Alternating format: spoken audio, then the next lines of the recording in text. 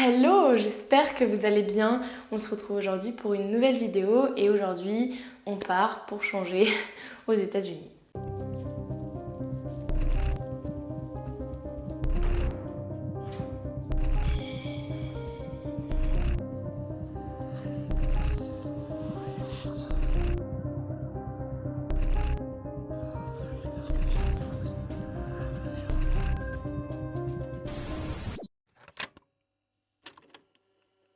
Jérôme Henry Brudos naît le 31 janvier 1939 à Webster, c'est situé dans le Dakota du Sud, aux États-Unis. Il est le deuxième enfant d'Henry Brudos, un fermier, et d'Eileen Brudos, sa mère, qui est sans emploi et mère au foyer. Très vite, le petit garçon est surnommé Jerry. Ce que l'on sait sur son enfance, c'est qu'il n'était pas désiré. En effet, ses parents avaient déjà eu un premier garçon du nom de Larry et après ce premier garçon, ils voulaient une fille.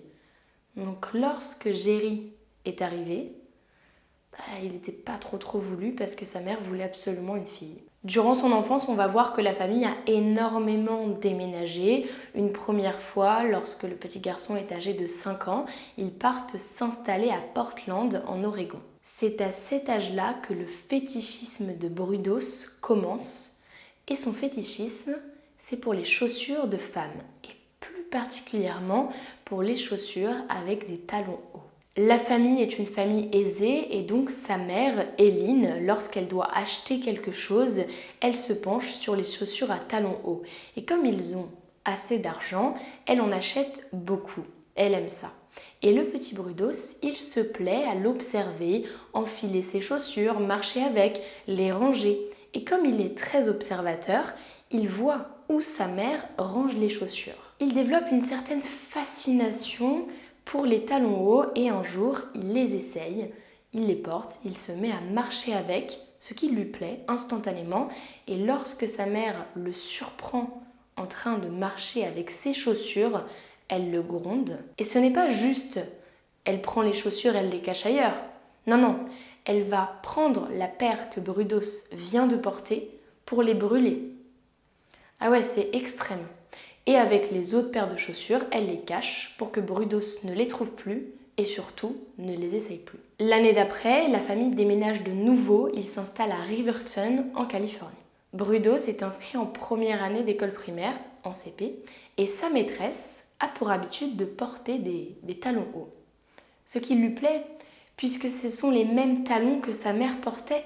Seulement voilà, comme les talons chez lui sont cachés, il ne peut plus les porter, il ne peut plus les observer. Et il est très observateur, comme je vous l'ai dit, donc il a repéré qu'elle cachait une deuxième paire de chaussures, qu'elle gardait une deuxième paire de talons hauts. Un jour, lorsqu'il n'y a plus personne dans la classe, il tente de voler ses chaussures pour les ramener chez lui et les garder. Seulement voilà, lorsqu'il essaye de les voler, un de ses camarades le surprend, immédiatement il le dénonce. Sa maîtresse lui demande si c'est vrai, Brudos, très honnête, avoue, il dit que oui, effectivement, il voulait lui voler ses chaussures. Elle le renvoie chez lui et juste il rentre chez lui, bredouille. Concernant le côté scolaire, Brudos a beaucoup de mal à l'école, il a du mal à suivre en classe et ce n'est pas de sa faute. Il est très souvent malade et il est sujet aux infections fongiques. Un autre problème auquel il est très souvent confronté sont les maux de tête. À cause de cela, ses parents qui essayent de trouver la cause décident de le faire consulter à un ophtalmologue. L'ophtalmologue leur dit qu'il n'a pas de problème de vue, qu'il n'a pas besoin de porter des lunettes. Donc ses parents se disent « ouais, il est un peu somatique, hein, il nous ment un petit peu, il n'a pas vraiment mal à la tête. » Au lieu d'essayer de trouver la cause de ses vrais maux de tête, car il s'en plaint, ses parents se disent « ouais, bon, il ment un petit peu. » Si ça avait été son frère, ça n'aurait pas été la même chose. Mais comme je vous l'ai dit au début de la vidéo, ce n'était pas un enfant voulu. Donc forcément, dès qu'il a un problème, un pet de travers, ses parents le prennent pour un menteur. Et ils décident de lui donner des placebos pour lui dire voilà, on te soigne alors qu'en réalité, ils ne le soignent pas vraiment. Lorsque Brudos a 8 ans, la famille déménage de nouveau en Oregon. Il s'installe dans un premier temps à Grants Pass, puis à Wallace Band. Brudos se plaît beaucoup dans cette nouvelle ville. Il est très heureux et il y a une raison à cela. En effet, dans son quartier, il y a beaucoup de jeunes filles Qui dit jeune fille dit potentiellement des chaussures de femme et pourquoi pas des talons hauts à voler. Donc pendant la nuit, de temps en temps, il organise des petits raids nocturnes au cours desquels il vole les chaussures des femmes. Il développe maintenant un fétiche pour les sous-vêtements féminins. Qu'à cela ne tienne, il va faire la même chose qu'avec les chaussures, il va voler les sous-vêtements des jeunes filles. En 1952, alors qu'il est âgé de 13 ans, il tombe sur des croquis montrant des dessins de femmes nues. Ces dessins ont été faits par son frère. Cependant, son frère voulait cacher ces dessins. Brudos est tombé dessus. Si son frère les cachait, c'est parce qu'il ne voulait pas que sa mère ou son père tombent dessus. Brudos, qui apprécie ces dessins, décide d'en garder quelques-uns. Et c'est lui qui se fait attraper par sa mère avec les dessins. Sa mère le gronde et Brudos ne dénonce même pas son frère. Il prend tout et il est puni. À l'âge de 16 ans, sa mère, qui n'a toujours pas accepté son fils, l'oblige à faire des tâches ménagères que son frère ne fait pas, comme par exemple laver ses draps, car elle ne veut pas y toucher. Brudos aime les chaussures. Il aime les sous-vêtements féminins. Mais ce n'est pas tout. À cet âge, il développe un fantasme plutôt très inquiétant. Lui, ce qu'il a envie de faire, c'est enlever une jeune fille et lui donner des ordres. Il veut que la jeune fille exécute tout ce qu'il dira, donc lui obéisse au doigt et à l'œil, et l'implore d'arrêter lorsqu'elle ne voudra pas faire des choses. Pour l'instant, cela reste au stade de fantasme. Mais bon, vous en doutez, on est là pour parler de true crime, de true stories, donc ce fantasme va très certainement se transformer en réalité dans pas si longtemps que ça. La famille déménage une nouvelle fois et cette fois-ci, il s'installe à Corvallis. S'il déménage cette fois-ci, c'est probablement parce que son frère entre à l'université et qu'il voulait très certainement se rapprocher de l'établissement où le frère allait faire ses études. Pendant que son frère fait ses études en électronique, Brudos, lui, est au lycée, enfin l'équivalent du lycée en France. Il continue de voler des sous-vêtements pour se masturber ensuite avec. Pendant l'été, Brudos décide que voler des sous-vêtements, c'est bien. C'est bien, mais ça ne lui suffit plus. Maintenant, ce qu'il veut, c'est prendre des photos de jeunes filles nues. Il essaye un peu de sonder les jeunes filles de 18 ans qu'il connaît, qu'il voit dans son quartier pour savoir si ce serait possible. Forcément, il se prend des refus. Brudos n'a pas dit son dernier mot. Il met tout un stratagème en place afin d'obtenir ce qu'il veut. Il dit aux jeunes filles « Est-ce que tu peux venir chez moi? J'aimerais te montrer quelque chose. » Mais d'une manière tout à fait innocente. Ce que la jeune fille accepte. Elle se rend chez lui et sur le chemin, Brudos, cagoulé, l'intercepte. Il la menace avec un couteau et si elle ne fait pas tout ce qu'il lui demande, il pourrait lui faire du mal ou même la tuer. La jeune fille en question s'exécute, elle est terrorisée, elle se déshabille. Brudos la prend en photo nue, puis cette dernière se rhabille, complètement choquée par ce qu'elle vient de vivre, et s'enfuit. Lorsqu'elle part, Brudos, qui est plus que malin, enlève sa cagoule, puis l'intercepte sur le chemin en lui disant « Mais qu'est-ce que tu fais? Ça fait depuis tout à l'heure que je t'attends, je me suis inquiétée. Ça va pas? Qu'est-ce qui s'est passé? Tu m'as l'air terrorisée. » La jeune fille qui ne se doute de rien et qui pense que Brudos est quelqu'un de très gentil lui raconte tout. Et à ce moment-là, Brudos entre en scène en lui disant « Mais oui, je crois que j'ai vu ton agresseur partir. Tu devrais aller porter plainte à la police. Il était comme ça, il avait une cagoule, il faut que tu ailles voir la police. » Ce qu'elle fait. Comme son stratagème a parfaitement fonctionné et que personne ne l'a soupçonné, il recommence l'année d'après avec une jeune fille de 17 ans et cette fois-ci, il l'emmène dans sa voiture. Arrivé dans une ferme abandonnée, Brudos la frappe violemment. Cette dernière ne se laisse pas faire, elle hurle de toutes ses forces. Heureusement pour elle, un couple passait par là. Ils entendent les cris et ils viennent à son secours. Lorsqu'ils arrivent au niveau de la ferme abandonnée, Brudos fait comme si il venait tout juste d'arriver pour sauver cette jeune fille. Comme s'il était là, que c'était pas lui en fait. Immédiatement, le couple appelle la police. La police arrive sur place. Brudos leur dit exactement la même chose, qu'il a entendu des cris, qu'il est venu la sauver. Mais le couple ne croit pas Brudos. Donc ils disent à la police « Interrogez-le parce qu'il nous a l'air suspect ». Les policiers l'interrogent un petit peu plus en détail et Brudos finit par avouer. De toute façon, après avoir fouillé sa voiture, retrouvé des photos, un appareil photo ainsi que les vêtements de la jeune fille, il ne pouvait pas trop nier. Brudos est envoyé à l'hôpital de l'État de l'Oregon et le diagnostic est sans appel, il souffre d'une déviation sexuelle et de fétichisme. Ces fantasmes sexuels sont certainement dus à l'ambivalence vengeance-haine / amour contre sa mère et plus largement contre toutes les femmes. On le qualifie notamment de schizophrène limite et de misogyne. Après 9 mois d'internement pendant lesquels il continuait de suivre les cours pendant la journée, il est libéré. Il obtient son baccalauréat et en 1957, il s'inscrit à l'école technique de Salem avant d'abandonner ses études et de s'engager dans l'armée. Cependant, il n'y restera pas très longtemps puisqu'après avoir fantasmé sur une jeune fille coréenne et en avoir parlé, le psychiatre de l'armée décide de le renvoyer. En 1960, alors qu'il est âgé de 21 ans, il retourne vivre chez ses parents. Il n'est toujours pas le bienvenu et ses parents lui donnent le hangar pour chambre. Donc il dort dans le hangar. Un soir, alors qu'il rentre de cours, il a une pulsion. Il voit une jeune fille passer et il décide de la suivre jusqu'à chez elle. Il l'étrangle jusqu'à l'inconscience. Il récupère une paire de chaussures en guise de trophée. Il rentre chez lui et il s'endort avec les chaussures à côté de lui. Pour ce fait, il ne sera jamais arrêté. Peut-être que la fille n'en a jamais parlé, n'a jamais porté plainte. Après avoir obtenu sa licence FCC, il commence à travailler à la station de radio de sa ville. Maintenant, il a un emploi et en 1962, il rencontre Darcy Metzler qui est âgée de 17 ans. Les deux commencent à se fréquenter.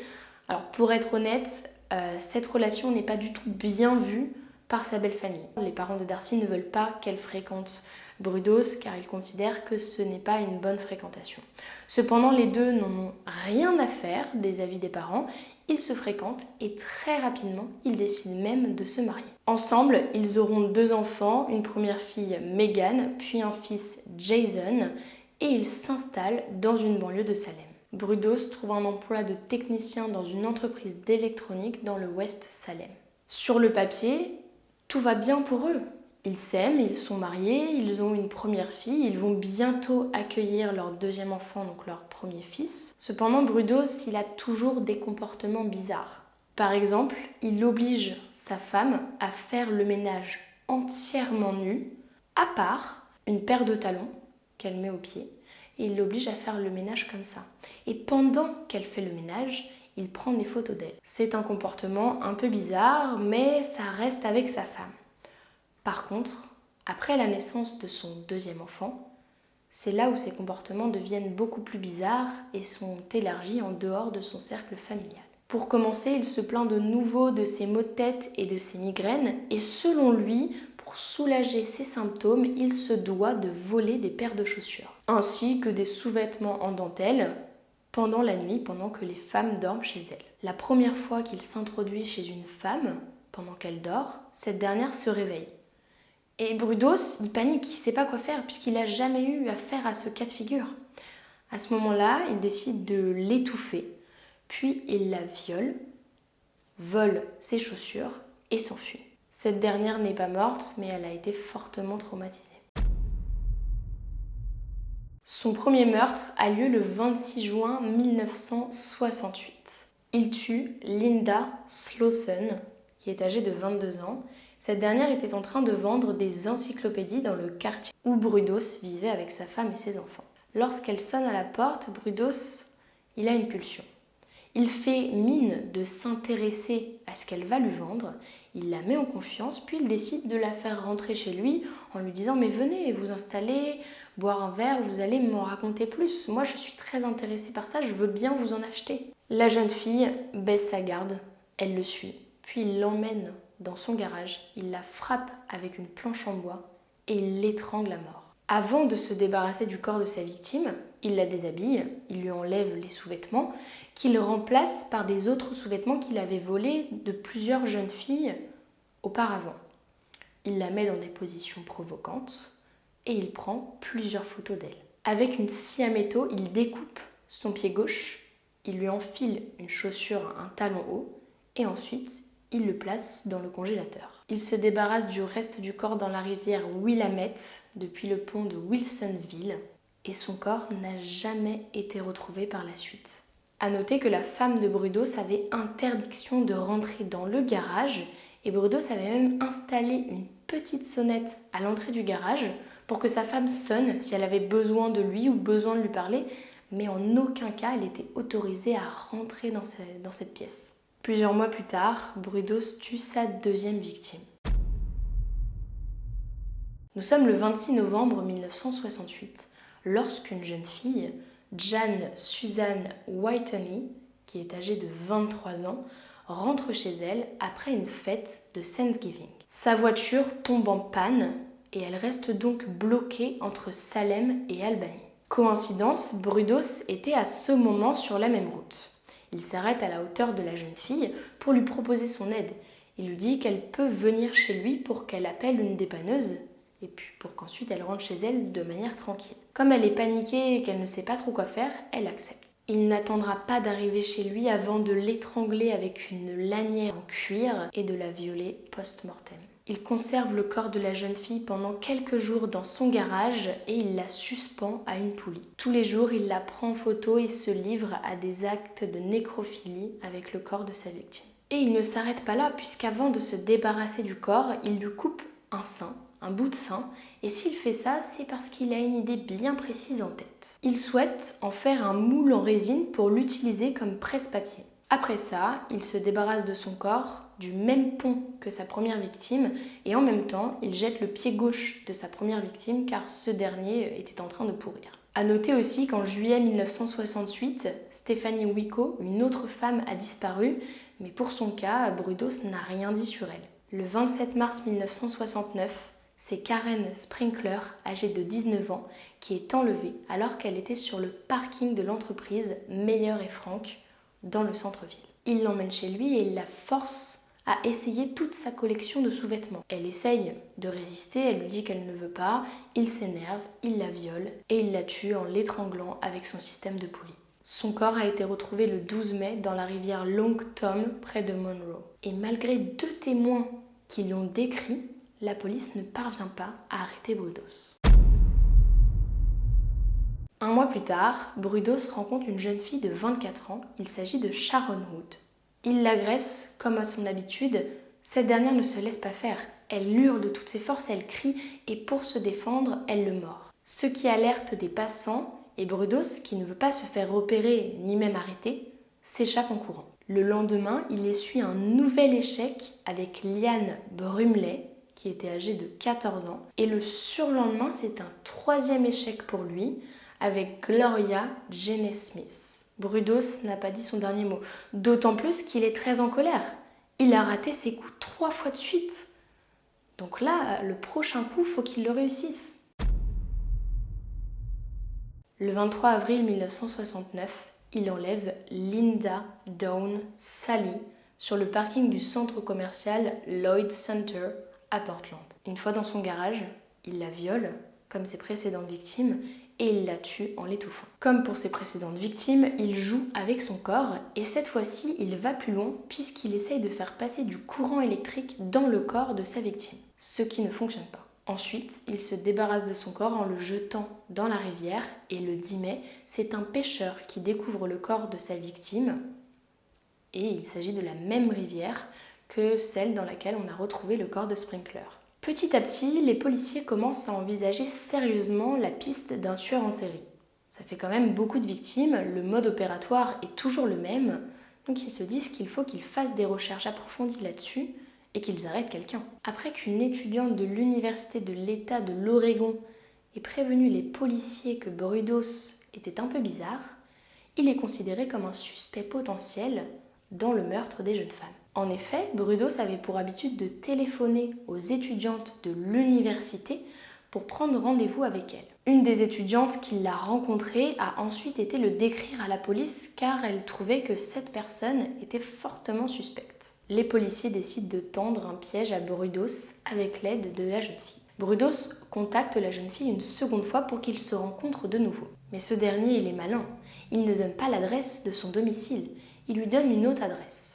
Elle se rend à cette adresse, les policiers sont bien évidemment au courant et sont en backup, et lorsque Brudos arrive, ils l'interceptent et lui disent « Mais qu'est-ce que vous faites ici, monsieur ?» Étant donné que ce n'est pas chez lui et qu'il pourrait simplement être là en train de se balader, ils n'ont rien contre lui, donc ils le relâchent. Ce n'est que lorsqu'il retourne au poste de police et qu'il commence à étudier son dossier qu'ils se disent « Il y a quelque chose qui cloche quand même chez lui ». Il retourne chez lui pour l'interroger de nouveau, mais aussi pour un peu fouiller sa maison. Et là, ils trouvent plein de preuves. Et ils sont face à un meurtrier. À l'intérieur de sa maison, et plus particulièrement de son garage, ils retrouvent des fils de cuivre, des cordes, le système de poulie en question, une scie à métaux qui aurait pu servir à découper les parties de corps de ses victimes, enfin notamment le pied, ainsi que plein de photos. Des photos de ses victimes, des photos de femmes nues qui portaient des sous-vêtements. Ce n'est pas tout. Il retrouve également les sous-vêtements volés, mais aussi une liste avec plein de noms de personnes, accompagnées d'adresses et de numéros de téléphone. Toutes des femmes. La police appelle les personnes listées sur ces documents et certaines d'entre elles expliquent qu'en effet, elles ont été contactées par un homme qui se faisait passer pour un ancien combattant du Vietnam. Lorsque Brudos est arrêté, il peut parler à sa femme. Nous sommes le 1er juin 1969, et le 1er juin 1969, il dit à sa femme « Écoute, brûle tous les sous-vêtements que tu peux trouver, toutes les photos que tu peux trouver, brûle tout, s'il te plaît ». Sa femme refuse. Le lendemain, Brudos avoue 2 meurtres, celui de Linda Slauson et celui de Jan Whitney. Cependant, le 4 juin 1969, il plaide non coupable pour le meurtre de Karen Sprinkler. Et malgré le fait qu'il ait plaidé non coupable pour ce meurtre, le 27 juin 1969, il est inculpé pour 3 chefs de meurtre, dont ceux de Linda, Jan, mais aussi celui de Karen. Avant le début du procès, il plaide coupable pour les 3 meurtres. Après avoir été condamné à 3 peines d'emprisonnement à perpétuité, Brudos est transféré au pénitencier de l'État de l'Oregon. Le 28 mars 2006, à 5h10 très précisément, Jerry Brudos décède d'un cancer du foie. À l'époque, il est âgé de 67 ans et il est le plus ancien détenu à être incarcéré au département des services correctionnels. Pourtant, même si c'était le plus ancien, il n'est pas vraiment le bienvenu et ses codétenus avaient pour habitude de le frapper avec des seaux d'eau et même de le violer. Dans sa cellule, il est dit qu'il conservait les catalogues de chaussures pour femmes, donc sa fascination pour ça a continué, il était toujours fétichiste de ça. À noter que sa femme aussi a été traduite en justice après qu'un témoin l'ait soi-disant vu, transporter un corps avec son mari jusqu'à son garage. Elle a tout bonnement été inculpée pour complicité de meurtre. Cependant, à l'issue de son procès qui s'est ouvert le 25 septembre 1969, elle est déclarée non coupable. Selon les experts psychiatres, il n'avait pas de maladie mentale. Il pouvait ainsi être jugé de manière tout à fait normale. Ils lui ont cependant détecté une personnalité antisociale manifestée par un fétichisme, un travestissement, un exhibitionnisme, un voyeurisme, mais surtout du sadisme. On remarque qu'au début, les meurtres de Brudos étaient uniquement opportunistes. Il voulait seulement voler des sous-vêtements et lorsqu'il n'y arrivait pas, cela le mettait en colère et il tuait ses victimes. Cependant, au fur et à mesure de ses crimes, son mode opératoire a évolué. Maintenant, ils étaient motivés par une pulsion.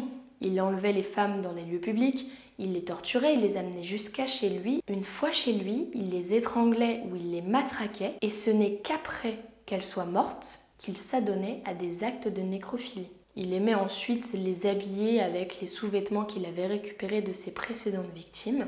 Mais ce n'était plus ça le motif de ses crimes, c'était vraiment le fait de les torturer puis de les violer post-mortem. Après, il gardait des trophées de ses victimes, comme un pied qu'il avait découpé et placé au congélateur pour après essayer des modèles de chaussures, ou encore un sein qu'il a utilisé comme un presse-papier. Une fois qu'il avait satisfait ses désirs avec les corps de ses victimes, il les jetait dans une rivière et en général il attachait un objet lourd pour être sûr que les corps ne remontent pas à la surface. Il pouvait par exemple attacher un fer à repasser ou toute autre pièce mécanique suffisamment lourde pour que les victimes coulent. Voilà, c'est la fin de cette histoire de ce fétichiste de chaussures pour femmes et plus particulièrement de talons hauts. J'espère que vous ne connaissiez pas ce tueur en série.